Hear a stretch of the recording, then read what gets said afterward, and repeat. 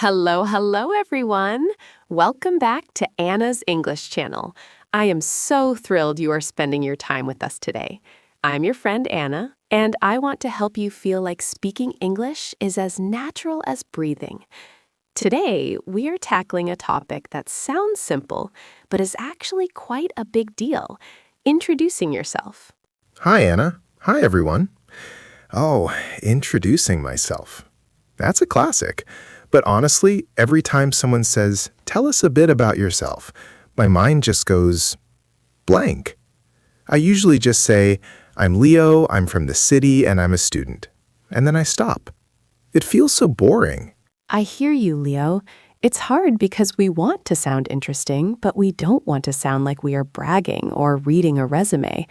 Introducing yourself is like giving someone a tiny key to your world. If the key is too simple, they might not know which door to open. That's a great way to put it.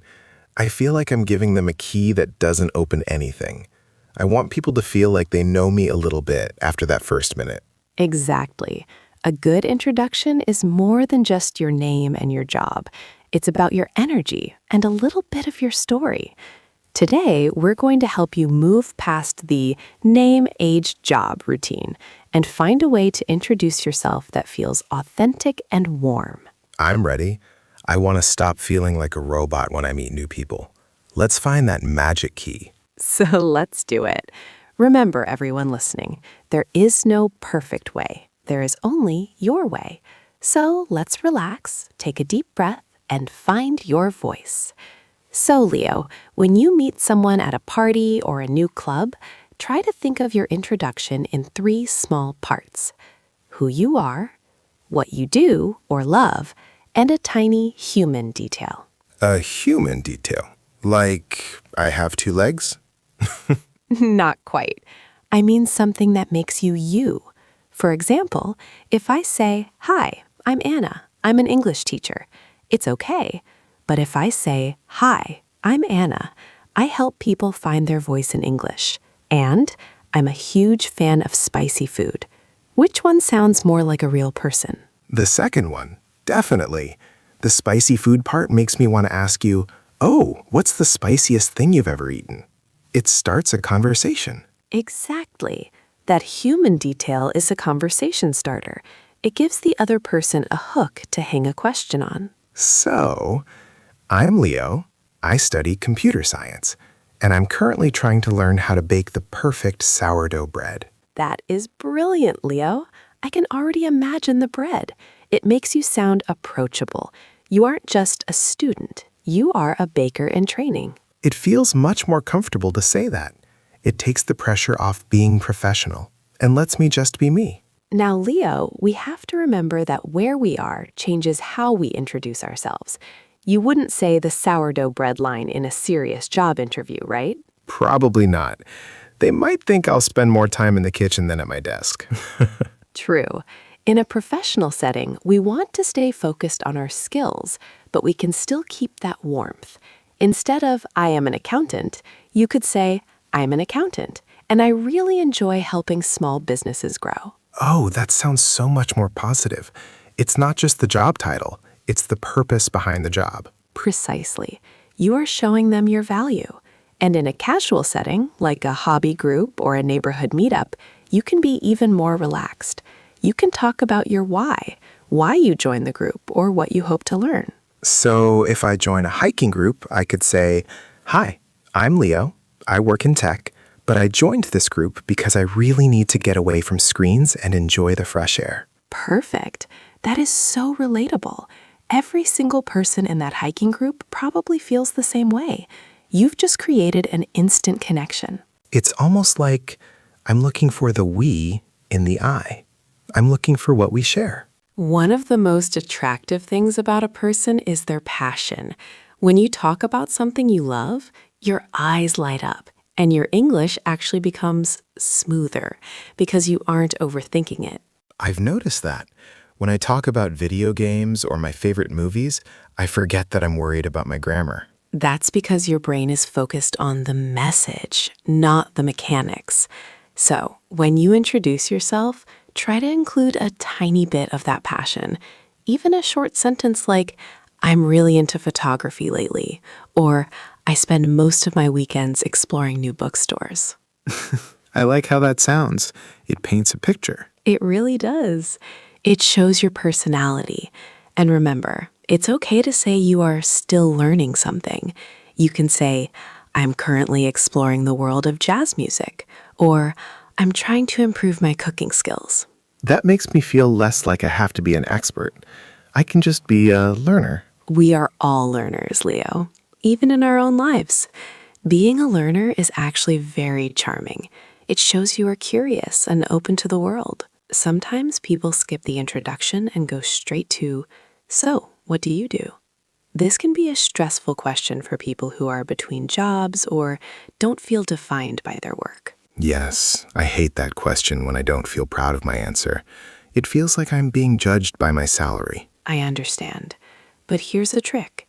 You don't have to talk about your job if you don't want to. You can talk about what occupies your time. How do I do that without sounding like I'm avoiding the question? You can say, lately I've been focusing on my health, or I'm currently working on a personal project involving digital art. You are answering what you do with your life, not just what you do for money. Lately, I've been focusing on my digital art. That feels powerful. It's my choice to share that part of me. Exactly. You own your story. If you are proud of your work, you can still make it sound more interesting by focusing on the who you help. Instead of, I'm a nurse, try, I'm a nurse, so I spend my days taking care of people and making sure they feel safe. It's all about the meaning. It makes the job sound like a calling, not just a task. We've talked a lot about words, but Leo, did you know that about 70% of an introduction is actually nonverbal? 70%? So it's not just what I say, but how I stand. Yes. If you say, I'm very happy to be here, but you are looking at the floor with your arms crossed, people won't believe you. I guess I look more like I'm waiting for a bus than meeting a friend. Try to keep your posture open. Keep your hands visible, and try to have a soft face, not a frozen mask of fear. And the most important thing, the 2-second smile. The 2-second smile? Before you speak, look at the person, give a genuine smile for 2 seconds, and then start your introduction. It shows you are present and that you are genuinely happy to meet them. 1, 2. Hi, I'm Leo. Hey, that actually makes me feel more relaxed too. It works both ways. When you smile, your brain gets a tiny signal that everything is okay.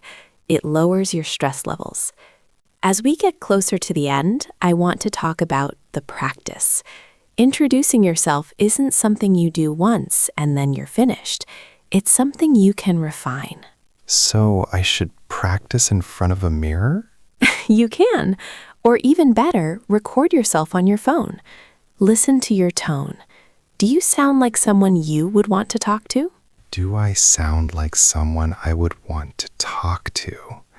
That's a deep question, Anna. It's the ultimate test. If you sound rushed or bored, try again with a bit more warmth. And remember, it's okay to keep it short. You don't need a 5-minute speech. 30 seconds is plenty. 30 seconds. I can do 30 seconds. I'll focus on being kind and clear. That's all you need. Kindness and clarity. People will forget your exact words, but they will never forget how you made them feel during those first 30 seconds. I feel so much more confident now. I'm going to stop worrying about being perfect and start focusing on being real. We've had such a wonderful journey today, Leo. We learned that a great introduction is like a key. It needs a bit of your story, a bit of your passion, and a whole lot of your genuine smile. I'm definitely going to use that 3-part trick. My name, my passion, and a human detail. It makes so much sense now. I was thinking about some of the words that helped us today, like approachable. Approachable. It's such a warm word. It means you are easy to talk to. For example, a friendly smile makes you look very approachable. That's a beautiful word. And I love genuine. Genuine. It means being real and honest. Like a genuine introduction helps you build real trust. And what about bragging? Bragging. That's when someone talks too much about how great they are. We want to avoid that. For example, he was bragging about his new car all night. Exactly. We want to be confident, not bragging. I also loved the word relatable. Relatable. This is when people feel like they can connect with you because you share similar feelings or experiences. Example, by sharing his story about being nervous, he became very relatable to the group. Oh, that's a good one. And I have one more. Enthusiastic. Enthusiastic. This means showing a lot of excitement and interest in something. Example, if you are enthusiastic about your hobbies, people will naturally want to listen to you. Perfect additions, Leo. And you know, I was wondering about our friends listening. What is one human detail you would include in your introduction? What is something you love that makes you, you? I would love to hear those answers. And maybe if you had to introduce yourself in just 3 words, which 3 words would you choose? Oh, I love that challenge. Please share your answers and your feelings about today's episode in the comments. We read every single one, and your stories always make us smile. Yes, and don't forget to tell us if there are other situations where you feel nervous speaking English. We want to help. Your support means the world to us. If you enjoyed our conversation today, please subscribe to Anna's English channel and share it with someone who might be preparing for their own new beginning. Keep being your wonderful, genuine selves. You're doing amazing. I'm your friend Anna. Thank you for joining us on Anna's English channel.